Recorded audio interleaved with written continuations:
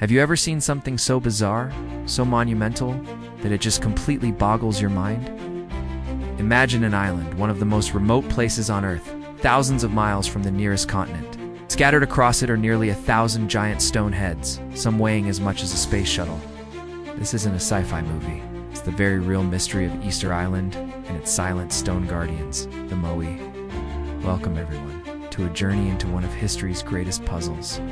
Today, we're venturing to the South Pacific, to a tiny speck of land called Rapa Nui, or as most of the world knows it, Easter Island. This place is famous for one thing above all else, the Moai. These colossal statues, with their long faces, heavy brows, and stoic expressions, stared out at the ocean for centuries. But who built them? And more importantly, how in the world did they move them? Let's set the scene. Easter Island is incredibly isolated. Picture this. It's a triangle of volcanic rock, more than 2,000 miles off the coast of Chile.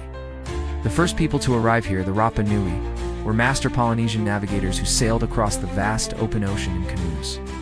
They likely landed around the year 1200 AD, finding an island covered in lush palm forests and teeming with birds. For centuries, they developed a complex and vibrant culture in total isolation. And at the heart of this culture was an obsession, a monumental undertaking to carve and erect these giant stone figures. So, who were the Moai meant to be? The prevailing theory is that they are representations of deified ancestors. Think of them as powerful chiefs or important lineage heads, immortalized in stone to watch over their descendants. Each statue was a symbol of power, prestige, and spiritual protection.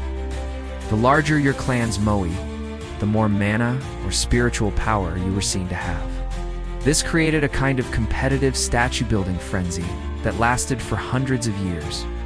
The Rapa Nui carved these giants directly from the quarry of a single volcano, Ranoraku. You can still visit this quarry today, and it's like a statue factory frozen in time.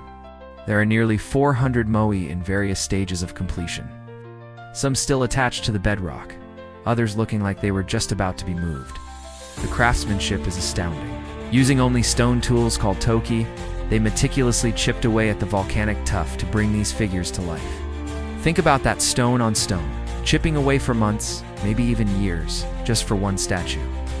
But carving them is only half the battle. This is where the real mystery deepens. The average Moai is about 13 feet tall and weighs around 14 tons. That's the weight of 2 large elephants. The largest one ever moved, known as Perot, was over 30 feet tall and weighed a staggering 82 tons. And the largest one ever carved, El Gigante, still lies in the quarry, an unfinished behemoth that would have been 70 feet tall and weighed 270 tons. They had no wheels, no cranes, and no large animals to help them. So how did they transport these behemoths across miles of rolling, hilly terrain to the ceremonial platforms or ahu that line the coast? This question has stumped explorers, archaeologists, and engineers for decades. Let's dive into some of the most popular theories. The oldest and most straightforward idea is brute force. The Rapa Nui people could have used a combination of ropes made from the native hau tree fibers and wooden sledges or rollers. They would place the statue on a sledge and have hundreds of people pull it inch by inch across the landscape. The problem? This would have required an incredible amount of timber, and as we'll see, wood became a very scarce resource on the island. This leads us to a more ingenious and, frankly, more spectacular theory. The statues walked. This isn't as crazy as it sounds. Rapa Nui oral traditions themselves say that the Moai walked from the quarry to their platforms, powered by mana. In recent years, archaeologists like Terry Hunt and Carl Lippo have championed this idea. They argue that the statues were engineered to be moved in an upright position. Here's how it might have worked. By rocking the statues side to side, using teams of people pulling on ropes, they could walk it forward in a shuffling motion. The statues have a D-shaped base, which makes them unstable and easy to rock. Their center of mass is perfectly positioned to facilitate this kind of forward shuffling movement. Several experimental archaeology projects have successfully recreated this, moving large Moai replicas over short distances with just a few ropes and a small team of people. It's a slow, precarious dance, but it's entirely possible. Can Can you imagine seeing one of these giants swaying and shuffling its way across the landscape? Must have been a truly awe-inspiring sight. But the story of the Moai is also a cautionary tale. As the statue-building craze intensified, the Rapa Nui people began clearing the island's vast palm forests. They needed wood for the rollers or sledges, ropes, canoes, and for fuel. Over time, the island was almost completely deforested. The soil eroded, seabird populations crashed, and resources became dangerously scarce. This ecological crisis likely led to societal collapse. Without large trees, they could no longer build seagoing canoes for fishing in deep waters, and they couldn't easily transport their beloved statues. Competition for dwindling resources likely turned into conflict between the clans. Archaeological evidence points to a period of warfare and social upheaval. By the time Europeans first arrived on Easter Sunday in 1722, which is where the island gets its name, most of the statues had been toppled, likely pulled down by rival clans during these conflicts. The vibrant society that had built these wonders was in decline. So the mystery of the Moai isn't just about how they were moved, it's about what they represent. The incredible ingenuity and ambition of a completely isolated civilization, but also the fragility of that civilization and its environment.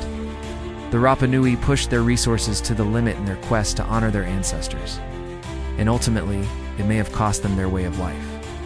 Today, the Rapa Nui culture is experiencing a revival. Many of the Moai have been carefully restored and re-erected on their ahu, once again standing guard over the island.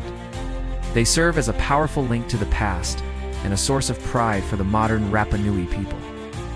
The mystery of their transport remains officially unsolved, with passionate debate continuing between the walkers and the sliders, but perhaps that's part of their enduring magic. The Moai of Easter Island don't give up their secrets easily.